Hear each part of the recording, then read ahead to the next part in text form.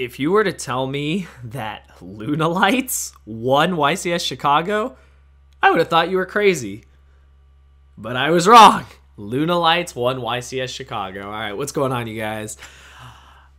What can I honestly say? Raph, bro, you did your thing. He is now a two-time YCS champion, and he won YCS Chicago with Lunalights. That's just insane. YCS Chicago was amazing. I unfortunately was not able to make the event. A lot of you guys know that. I really thought I was going to be able to go. I had the days off. Things just did not line up for me, so unfortunately I wasn't able to go. But thanks to Johnny, Simo, Bortle, everyone that was there. They all recorded the deck profiles, and Johnny was nice enough, of course, to share them with me.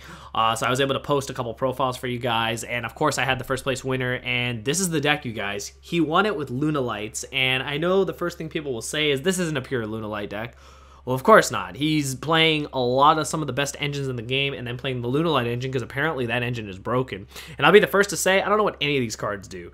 I've only heard of Black Sheep, and I only heard of Black Sheep because of the Fusion sub-combo back in the Zoo format. So outside of that, I don't know what really any of these cards do, but we're going to do what we always do here on this series. We're going to talk about, you know, the deck, the whole deck list, the main, the side, the extra, and we're going to talk about the reasons why the deck did so well or why the deck won. So we'll break it down. I'm going to break it down engine by engine because you guys can see there's a lot of different engines going on in here, and that's what brought, you know, the deck together and really gave it a lot of success. First thing I'll say, if you guys watch the live deck profile, Raph played the deck because of his teammate Vlad. Shout out to you, Vlad. You know, he topped a regional with it, and I think a lot of people just kind of ignored that. They didn't pay attention to what he was doing. Darren even has a combo video up on his channel, you know, to show you what the deck has the potential to do. And I guess not enough people watched this or paid attention to it because, I mean, this deck just crept by and just ended up winning the whole thing. This is a going second deck as well because this deck is designed to just summon a bunch of monsters and kill you. So that's pretty much the strategy with most Yu-Gi-Oh decks these days. But anyways, I'm going to stop rambling. I'm going to get into the list for you guys, and we're going to talk about the reasons why Lunalights were victorious here at YCS Chicago. So for the dangers, because you have to play dangers. I mean, dangers are insane. He has one Bigfoot, double Nessie, double Snake, double Mothman, and triple Jackalope. Dangers are probably some of the most broken and insane cards ever printed in Yu-Gi-Oh! Not only that, they are a TCG exclusive. Not only that, they are monsters that replace themselves. They are upstart goblins, and they are huge bodies on the board most of the time, or huge defenses, and they all work to link climb. They are free link material. Free link material is good in Yu-Gi-Oh! So these cards are nuts. If you guys already know, most decks that are going second, most decks, Dennis, my boy Dennis's list, played Dangers. Pretty much every deck except Sky Strikers basically and Ultra guys basically play Dangers in some form or shape or whatever. You guys already know even Burning Abyss uses Dangers. Like most decks use Dangers because they're just that good. He also played Kaijus. He played only 2 Kaijus. He played 1 Gameciel and 1 Radiant. So basically, this is a going second deck. What's an amazing going second card? A Kaiju, because you give Kaijus to Sky Strikers and all their spells are dead. You give a Kaiju to a problematic monster on the board. Guess what? That monster's gone, and they're just going to push through your whole board and kill you. You know, self-explanatory. These cards are insane. And he just played 2 because that's really all you need if you're not playing Slumber. If you notice, not a lot of people played Slumber, so sometimes all you need is 1 or 2 Kaijus, and it gets the job done. I played 3 copies of Pankatops. Now, this was an interesting choice. I saw a couple striker lists that were playing this. This card is insane. This is basically a free monster, a free pop, and the main reason why he played this card was because Thunder Dragons, you know, Colossus is a problem, but Titan can also be a problem because Titan, unlike Colossus, is actually a form of interruption where during your opponent's turn, you can actually disrupt them with Titan's effect by discarding a Thunder Dragon. So basically, Prankatops was there to catch that effect if they go Titan, if they go, if, you know, discard, like say a Matrix or discard a Dragon Dark, and they go Chain Titan, you chain Prankatops on top of that, and it makes the Titan fizzle, it misses timing, and yeah, so that was one of the main reasons for that. And then he just plays a small PK engine. I'm saving the Lunalight engine for last, but he plays a PK engine, a small lineup of just 1 Silent Boots, 1 of the rank up spells, the Launcher, and 1 Shades Brigandine. Basically just, you know, put monsters on the board and, you know, to get to this spell card, because this card is insane. This is how he makes Azathoth, which is definitely one of his win conditions. So now on to the bread and butter of the deck, the Lunalight cards. We're going to start with Lunalight Wolf. So again, this is my first time honestly reading these cards. If I played against this at the YCS or at a regional or anything, I'd probably lose because I honestly don't know what these cards do. So hopefully through this together, we learn how to, you know, play around this deck. So Things about these Lunalight cards I will tell you is cards like Wolf, cards like Tiger. I think it's just Wolf and Tiger are the ones that have pendulum scale effects, and they also have monster effects. So Lunalight Wolf's pendulum effect is you can fusion summon a Lunalight fusion monster from your extra deck by banishing fusion monsters listed on it from your field or graveyard. So basically, if you notice in the extra deck, he has a Leo Dancer and Panther Dancer. He's never really going to summon Panther Dancer, but he can summon Leo Dancer. If he sends this to the graveyard, he's able to banish it using this effect, and then able to summon basically the Tower's monster basically for free. So it's pretty crazy. This card also has an effect, this monster effect. If a Lunalight monster you control attacks a magician monster, it gives it piercing. So this card gives it piercing and the ability to fusion summon from the graveyard or the field. So very, very cool. Again, I don't think a lot of people know what this does. And it also has the little lock-in effect. You can't pendulum summon monsters except Lunalights, but you don't really know if that's honestly going to happen that much. So there's that. There's 3 copies of the Kaleido Chick, which is like the main card in the deck. It's a Foolish Burial. It sends from your deck or extra deck to the graveyard. So basically you can go Kaleido Chick, send the Panther Dancer, and then you have the ability to summon the Leo Dancer because the Panther Dancer is already in your graveyard. And then if you have 2 Lunalight monsters either in the graveyard or in your hand, you can summon this, and this card is a tower. So, I mean, it's ridiculous.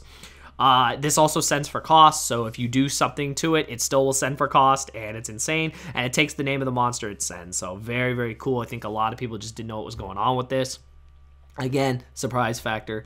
We've got 1 copy of Emerald Bird. So if this card is normal or special summon, you can send 1 Lunalight card from your hand to the graveyard, and if you do, you draw a card, so it helps you fix your hand. If this card is sent to the graveyard by a card effect, you can target 1 level 4 or lower Lunalight monster that is banished from your graveyard, except itself as special summon in defense position, but negate its effects. Does not matter because you're using a lot of this to link and XYZ summon. That's right, XYZ summon. This deck actually takes advantage of XYZs, unlike a lot of decks in the format, so very cool. Then you have 2 copies of Lunalight Yellow Martin, which is very similar to Zephyros the Elite for Black Wings. Basically, if this card is in your hand or graveyard, you target a Lunalight card you control, except itself, return to the hand. If you do special summon this card in defense position, but banish the card when it leaves the field.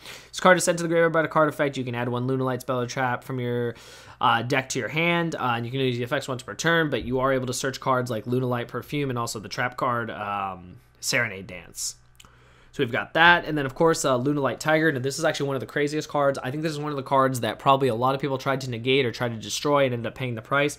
Its scale effect and its monster effect are pretty much the same. The scale effect says you can target a Lunalight monster in your graveyard, special summon it, but cannot attack. Its effects are negated. Also destroyed during the end phase. The monster effect is this card in the field destroyed by battle or card effect. You can target 1 Lunalight monster in your graveyard, special summon it. You can use the effect of this Tiger once per turn. So basically, scale effect, special summon a monster, use it to link or XYZ material. If it's destroyed, so say you ogre it, say you negate and destroy it, it's still going to special summon a monster. That's the thing about this card. No matter what you do to it, if you try to get rid of it, it's still special summoning a monster. So this card is honestly insane. So I think that's another thing. People just did not pay attention to that, and therefore they negated the wrong cards. And then just 1 copy of Purple Butterfly.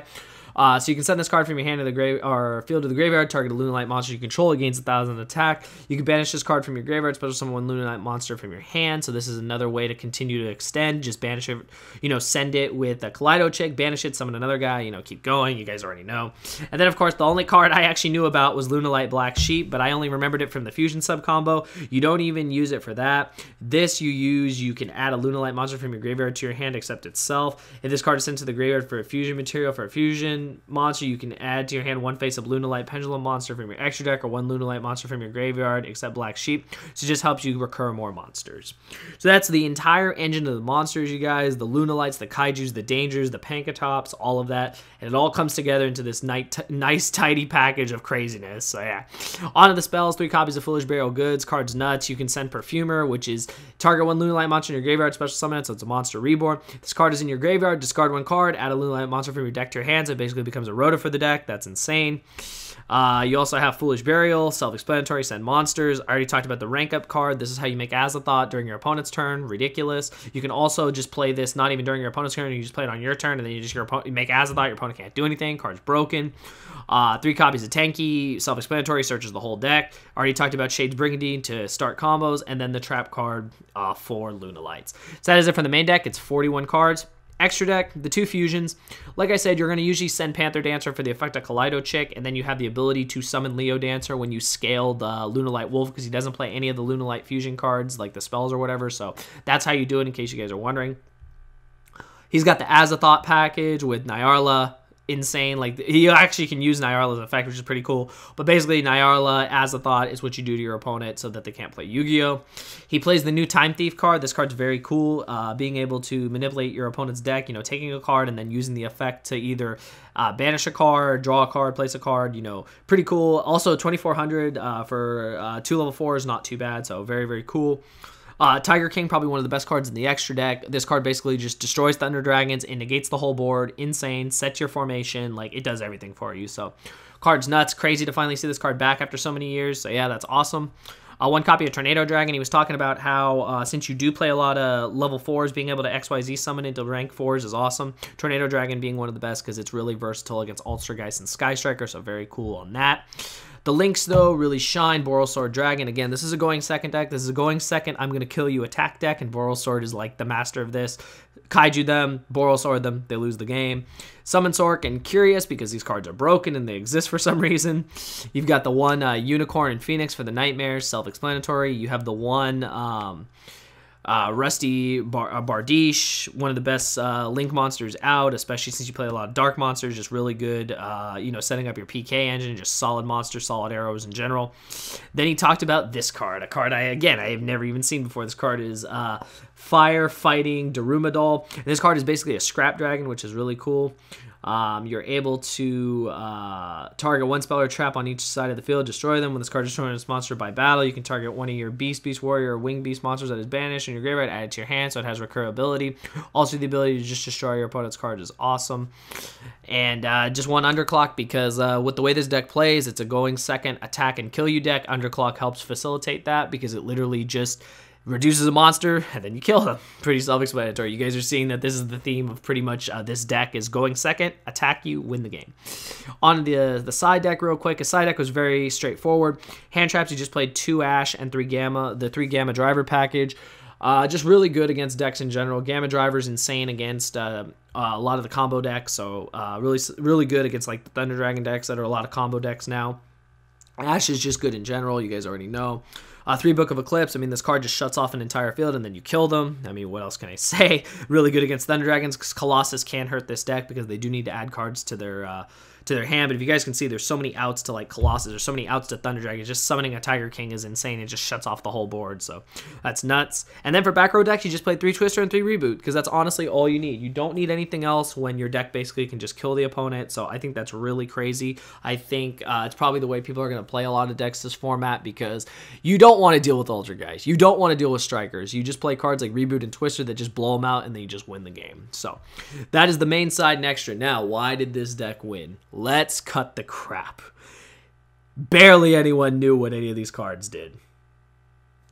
That's the honest fact. That could be the end of the video. That's the thing, is that a lot of people didn't know what these cards did, so they were not prepared. They negated the wrong cards. They used hand traps on the wrong cards. They played poorly into the field. They thought that letting the deck go first would be smart. He just sets up a board that says you can't play Yu-Gi-Oh. Going second, he just kills you. You didn't have a win factor in that if you didn't know how to play against this deck. That's number 1.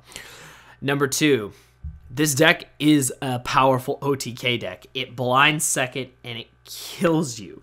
It plays Dangers, which just play through every hand trap. They play through every back row and you just kill the opponent. It plays cards like Panka Chops that just play through back row and monsters. It plays Kaijus that just shut off entire boards. Against Striker, you just Kaiju them and then you kill them. Like, it's not even like really hard to figure out, but those are some of the main factors. I think also the fact that people underestimated what Lunalights can do. Let's face it, not a lot of us, including myself, even really paid attention to Lunalights.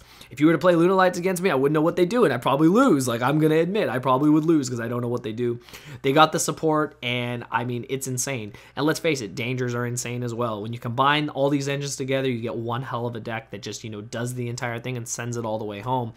And I think that's just the thing, is that a lot of people were not ready for this deck. The room was not ready for Lunalights. No one expected Lunalights to be up there.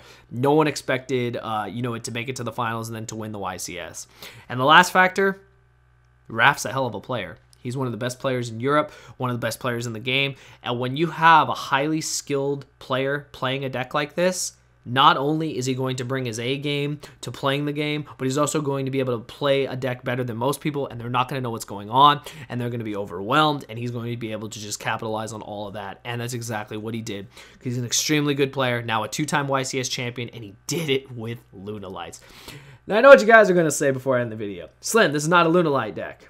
Well, it is what it is. It plays Lunalight cards. They're calling it Lunalights. It is what it is, so all about it, you know, it's fine. So anyways, those are my thoughts, you guys. What do you guys think? Do you guys think that, you know, this is crazy? I sure do. It's still sinking into me. If you guys want to see the live deck profile, be sure to go see it. I'll have it at the end of the video. Yeah, all I can say is congrats, Raph. This is amazing. This is why Lunalights are now on the map. I think a lot of people are going to try to pick up this deck, but be warned. And I say this for a lot of decks that just pop out of nowhere. If you really don't know what this deck does, and you try to play it, you may not have the same success. It is no longer a surprise factor. People know about it. Going second decks seem to be the thing, so we shall see what happens in our next event coming up. We have regionals coming up. We have the UDS in Vegas coming up. We have YCS Dusseldorf coming up. There's a lot of things going on, a lot of factors. Let's see what happens to Lunalights in those next couple events. But anyways, this was an amazing YCS. Shout out to everyone that went. Shout out to you know, the people that got the deck profile. Shout out to Raph again for winning. I hope you guys enjoyed this video. If you did, be sure to smash that like button. If there's anything you want to know, leave it in the comments below, and I'll be sure to answer you guys. Anyways, Lunalights won YCS Chicago just like Prank Kids won YCS Milan. We're starting to see a pattern, you guys. When a deck is underestimated and no one pays attention to it, it can come out and win, and that's exactly what happens. So let me know your thoughts in the comments below. I'll see you guys next time. Thank you for watching.